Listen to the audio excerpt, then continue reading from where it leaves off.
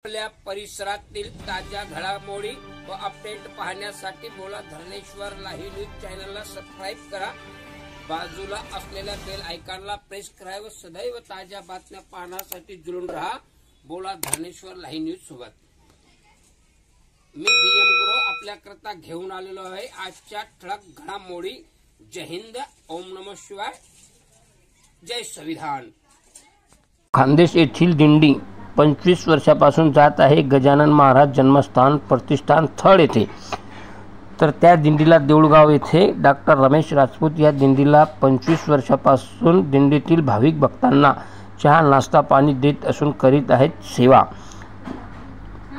देऊळगाव गुजरी हे गाव जळगाव जिल्ह्याच्या टोकावरील शेवटचे गाव। दक्षिणेला 2 किलोमीटरवर मराठवाडा विभागातील सावळत 12 सर्कलमधील 17 गावे व विदर्भातील 4 किलोमीटरवर प्रवेशद्वार असलेल्या धामणगावबळे हे गाव। देऊळगाव गुजरी हे 3 जिल्ह्याच्या सीमेवर असल्यामुळे या गावावरून मराठवाड्यातून व खानदेशमधून अनेक दिंड्या श्री संत गजानन महाराज यांच्या संतनगरी शेगावमध्ये जात असतात। त्या सर्वांना कोणाकडे सकाळी जर दिंडी आली तर चहा नाश्ता व संध्याकाळची वेळ असेल तर सर्वांना रात्रीचा मुक्काम व जेवणाची व्यवस्था देऊळगाव गुजरीमध्ये सर्व स्तरातील सर्व समाजातील लोक दिंडीची सेवा करून हा कार्यक्रम करून आपल्या पदरामध्ये सेवा पाळून घेतात असतात। अशी श्री संत गजानन महाराज जन्मस्थान प्रतिष्ठान जे गजानन महाराजाचे जन्मगाव आहे थळ येथे देऊळगाव गुजरीवरून 16 किलोमीटरवर आहे। विदर्भाचे प्रथम प्रवेशद्वार 8 किलोमीटरवर धामणगावबळे जळगाव येथील दिंडी गजानन महाराजाच्या प्रगट दिनाला गेल्या सन 2000 सालापासून सुरुवात झालेली असून आजही प्रगट दिनाच्या दिवशीच गजानन महाराजांच्या जळगाव दिंडीवरून सुरुवात झालेली असून तिचे अतिथी देऊळगावचे डॉक्टर रमेशजी पाटील देऊळगाव गुजरी ह्या या दिंडीच्या सर्व भाविक भक्तांना सेवा देवत असून चहा पाणी नाश्ता पाणी हे करीत असतात। शांतता मार्गाने जळगाववरून ही दिंडी 18 तारखेला मार्गस्थ झाली आणि 20 तारखेला सकाळी डॉक्टर रमेश पाटील यांच्या फार्म हाऊसला येऊन पोहोचली। येथे डॉक्टर रमेश पाटील व त्यांच्या सौभाग्यवतीने गावाच्या बाहेर जाऊन दिंडीचे आगतम स्वागतम सुस्वागतम करून दिंडीला त्यांच्या धामणगाव देऊळगाव रोडवरील फार्म हाऊसवर घेऊन आले। त्यानंतर तेथे दिंडीला प्रथम आरोचे थंड पाणी देऊन दिंडीचे सर्व भाविक भक्तांचे स्वागत करण्यात आले।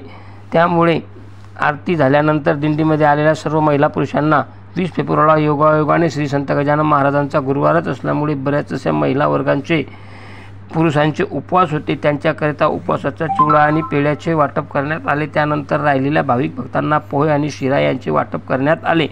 सर्वांनी मान सन्मानाने चहा घेऊन इथून दिंडी मार्गस्थ झाली। दिंडी चालक यांनी डॉक्टर रमेश पाटील व त्यांच्या सौभाग्यवती यांची साडी चोळी देऊन व डॉक्टर रमेश पाटील यांना रुमाल टोपी देऊन सत्कार करण्यात आला। आज देऊळगाव रोड रस्त्याने श्री संत गजानन महाराज अचानकपणे शेगावमध्ये प्रगटले। त्यानिमित्तानं खानदेशमधून मराठवाडा विदर्भ येथून श्री संत गजानन महाराज शेगाव नगरीमध्ये अनेक दिंड्या खानदेशमधून मराठवाड्यातून जात असतात, पण आजची दिंडी ही जळगाववरून येते व फक्त जे गजानन महाराजांचं जन्मगाव आहे थळ त्या थळमध्ये नागपूर येथील दादा पांडे यांनी आपल्या रुकणीचा राजीनामा देऊन 1994 मध्ये गोपीनाथ मुंडे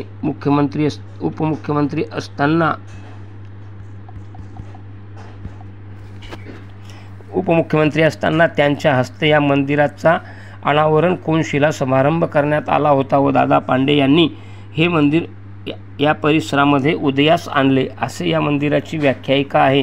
गजानन महाराज जन्मस्थान प्रतिष्ठान थळ हे गजानन महाराजांचं गाव असून येथे 108 फूट उंचीचं भव्य दिव्य असं गजानन महाराजांचं मंदिर श्री दादा पांडे नागपूरकर यांनी उभारलेलं आहे व डॉक्टर रमेश पाटील हे दादा पांडे हयात असताना त्यांच्यासोबत या परिसरामध्ये ज्वारी पैसा वर्गणी करून जमा करून यांनी दिलेली आहे। आज त्या गोष्टीला बरोबर 25 वर्ष होत आहे।